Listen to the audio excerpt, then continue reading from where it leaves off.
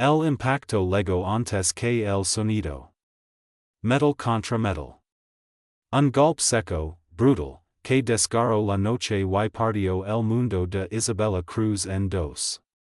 El automóvil modesto de sus padres giró sin control sobre el asfalto empapado, como un animal herido buscando equilibrio, hasta quedar peligrosamente suspendido al borde del túnel. La lluvia caía con furia, gruesa, constante, convirtiendo la carretera en un espejo negro que reflejaba luces rotas y destinos truncados. Isabella no supo cuánto tiempo permaneció colgada boca abajo. El cinturón de seguridad le cortaba el hombro, la sangre le subía a hierro, y su respiración salía en jadeos irregulares. Parpadeó, tratando de entender el caos frente a ella. Mama, murmuró con la voz rota. No hubo respuesta. Papa. El cuerpo de su madre estaba inclinado en un ángulo imposible. Su padre no podía verlo bien. Había algo oscuro, espeso, que la lluvia no lograba borrar.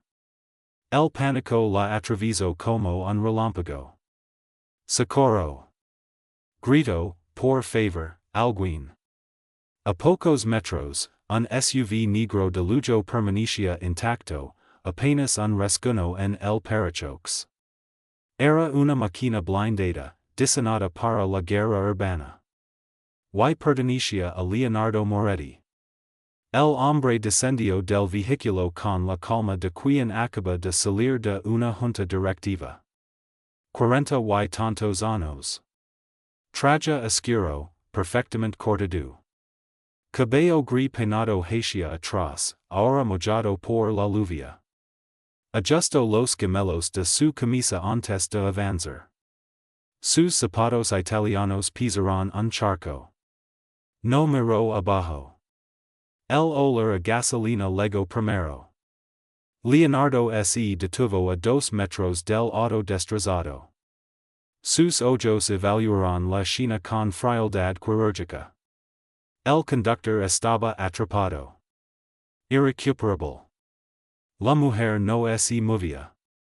Entonces vio a Isabella. Joven. 20 años. Viva.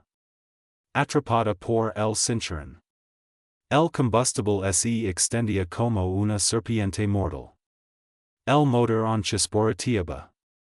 Bastaba una chispa. Leonardo tomó una decisión en 3 segundos. Arrancó la puerta trasera con fuerza. El metal se cayó antes de ceder. Isabella sintió unas manos firmes tomar su rostro. Marame, ordenó él, sin emoción. Voy a sacarte de aquí. Mis padres. Soloso ella, por favor. Leonardo no respondió. Cortó el cinturón con una navaja que sacó del interior de su saco. Isabella cayó en sus brazos, ligera, frágil. No. Se debajo, ellos siguen allí. Leonardo apretó el lugar y camino. No miró atrás. 10 metros. 15. 20. El mundo explotó.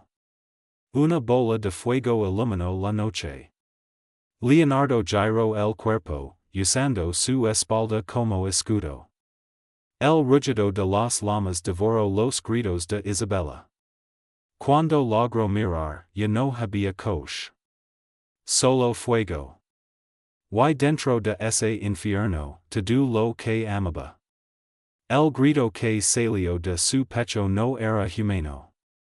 Intentó correr hacia las llamas. Él no lo permitió.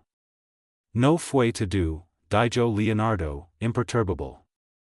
Isabella cayó de rodillas bajo la lluvia, mirando la silueta del hombre recortada contra el fuego. Intocable. Frío. Las sirenas llegaron tarde. 5 días después, Isabella despertó en un hospital privado. Blanco. Silencio. Máquinas. Mis padres? Pregunto, y sabiendo la respuesta. La enfermera bajo la mirada. Lo siento. El mundo es vacío. Horas después, el entro. Leonardo Moretti. Sin flores. Sin condolencias. Despertaste, dijo. Bien. Tenemos asuntos que tratar. Saco una carpeta. Hipoteca vencida. Sin seguro. Sin ahorros. Sin familia. Eres una huérfana de 20 años, concluyo. Why no tienes a donde ir? ¿Por qué hace esto? Susurró ella. Imogen, respondió. Te ofrezco vivir en mi penthouse. Todo pagado. Education incluida. Cuando termines, te vas. Isabella lo miró con odio puro. Prefiero la calle. Leonardo se inclinó, demasiado cerca. No lo harás, dijo con calma absoluta. Y en ese instante, Isabella entendió algo aterrador. Había sobrevivido al accidente. Pero acababa de entrar en una jaula de vidrio. Isabella Cruz salió del hospital sin despedidas.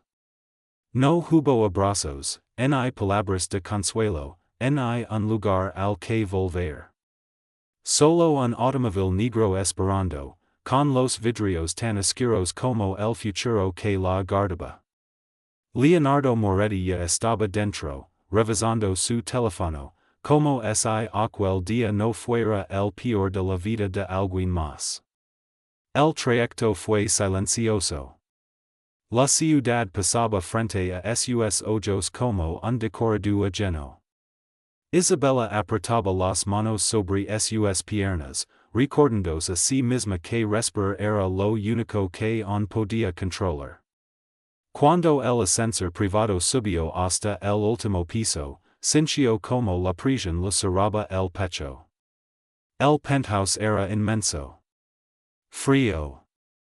Vidrio, acero y mármol por todas partes. Una vista privilegiada de la ciudad que jamás dormiría, ni sentiría. Isabella dio unos pasos inseguros, consciente de que cada rincón tenía cámaras discretas, sensors invisibles, puertas que se cerraban sin ruido. Esta será tu habitación, dijo Leonardo, señalando una suite que parecía de Hotel 5 Estrellas. No entres a mi despacho. No recibas visitas. No salgas sin avisar. Yo cubro todo. Tú obedeces. ¿Eso es todo? Preguntó ella, con la voz quebrada. Leonardo la observó con detenimiento, como evaluando una inversión de alto riesgo. Eso es sobrevivir. Las primeras semanas fueron una tortura silenciosa. Isabella era tratada como una invitada, vigilada. Tenía comida, ropa, estudios pagados, pero ninguna libertad real. El personal la miraba con curiosidad y lástima. Para ellos, ella era la chica del accidente. Para Leonardo, era un problema que debía mantener bajo control. Una noche, durante una cena formal, un socio de Leonardo la confundió con una empleada y le pidió vino sin mirarla a los ojos. Isabella obedeció por instinto. Leonardo no corrigió el error. Solo observó. Fue entonces cuando algo se encendió dentro de ella. No gritó. No lloró. Sonrió.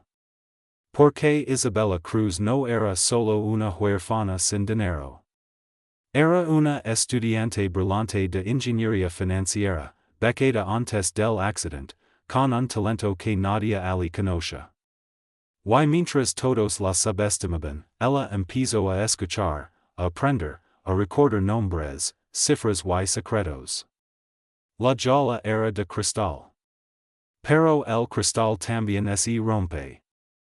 La primera grita aparicio durante una reunión que Isabella no debía escuchar.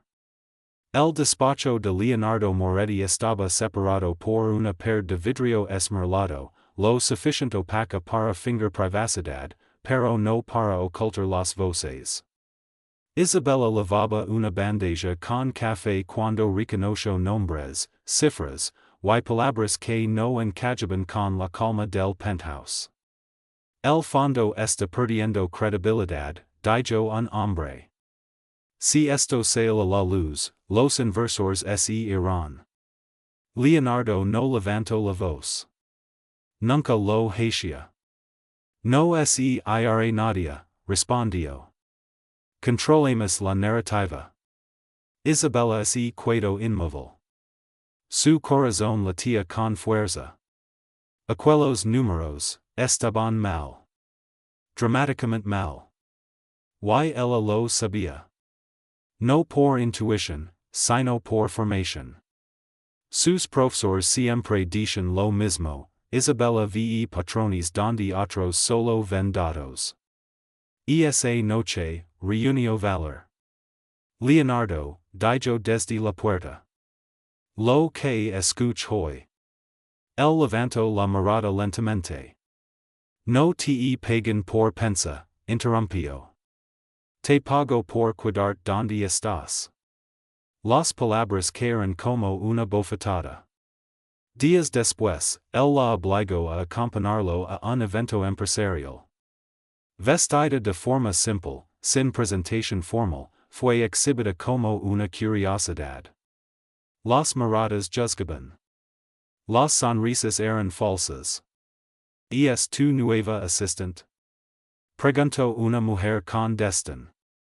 Algo así, respondió Leonardo, sin corregirla. El desprecio era visible. Nadie preguntó su nombre. Nadie la escuchó. Hasta que una pantalla gigante mostró gráficos financieros, los mismos que Isabella había escuchado aquella tarde. Y el murmullo se volvió inquietud. Eso no cuadra, susurró un analista. Hay una fuga de capital encubierta. Isabella dio un paso al frente sin pensa.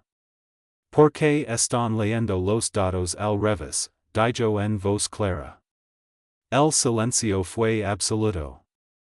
Leonardo giró el rostro, sorprendido por primera vez. Isabella explicó. Sin arrogancia.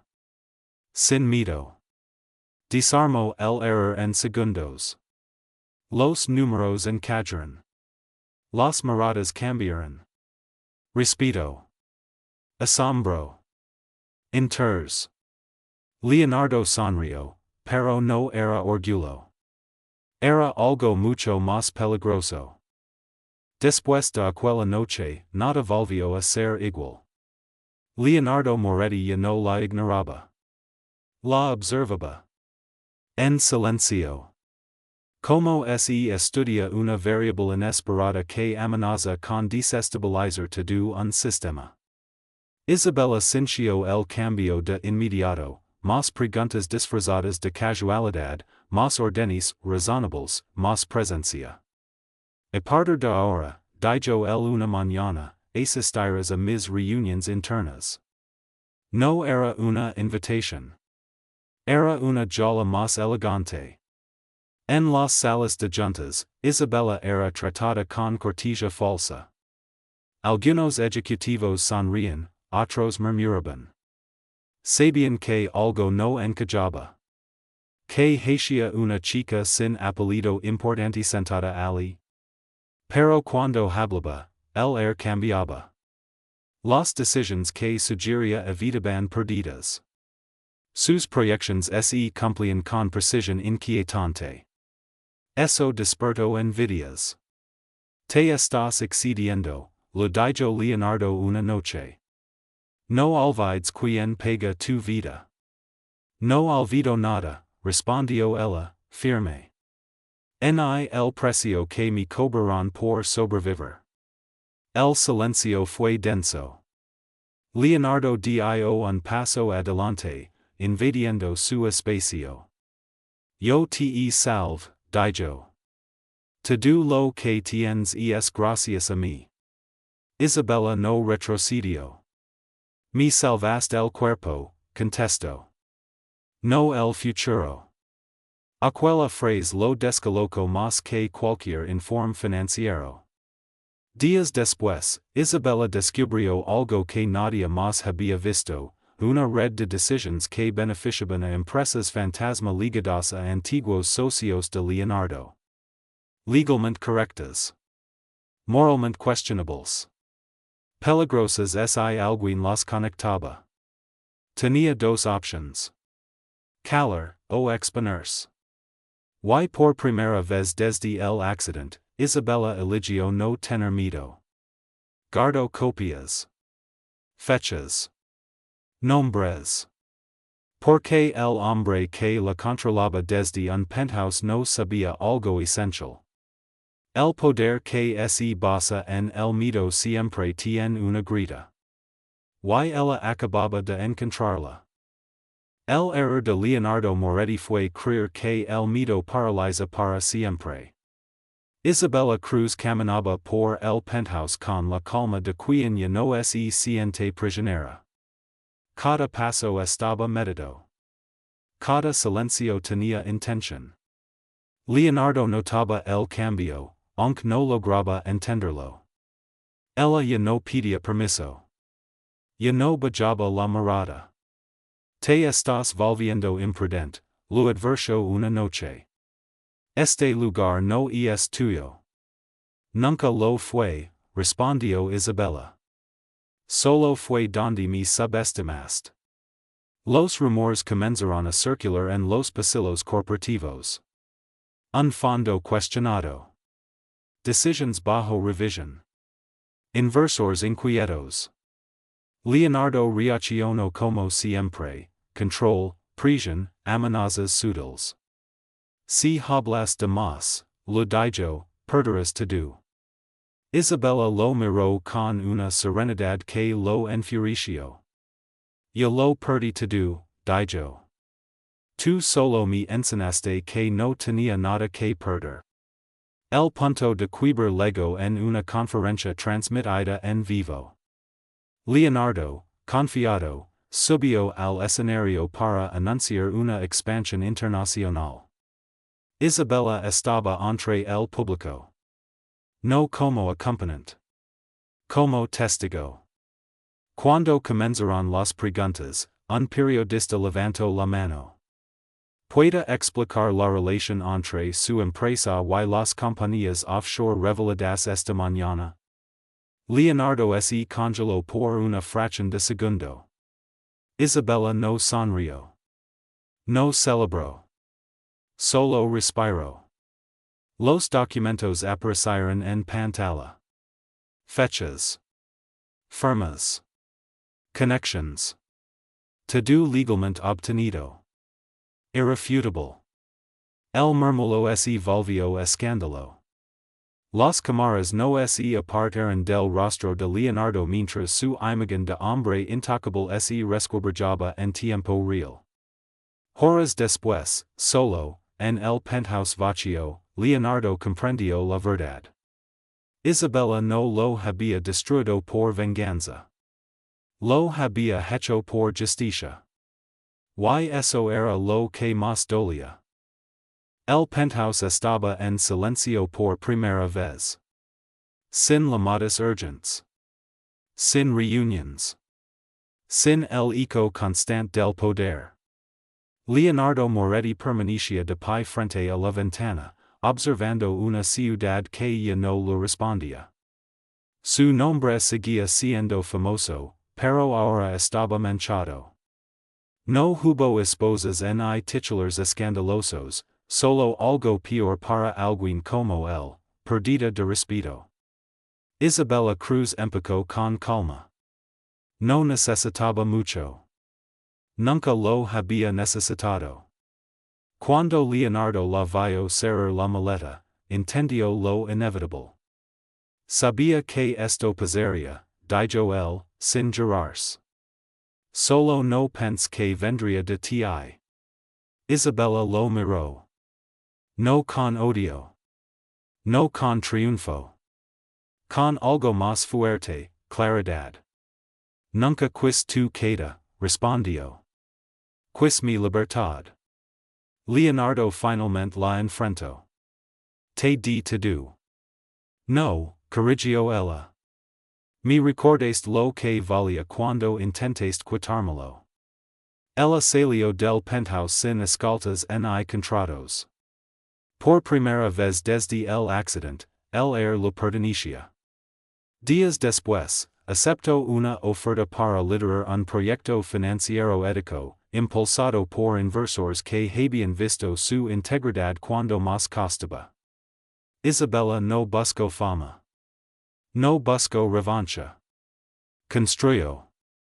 Meses más tarde, en una universidad pública, contó su historia frente a jóvenes que también habían sido subestimados. Habló de respeto. De dignidad.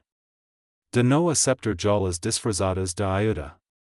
Leonardo observó su entrevista desde una pantalla apagada a medias.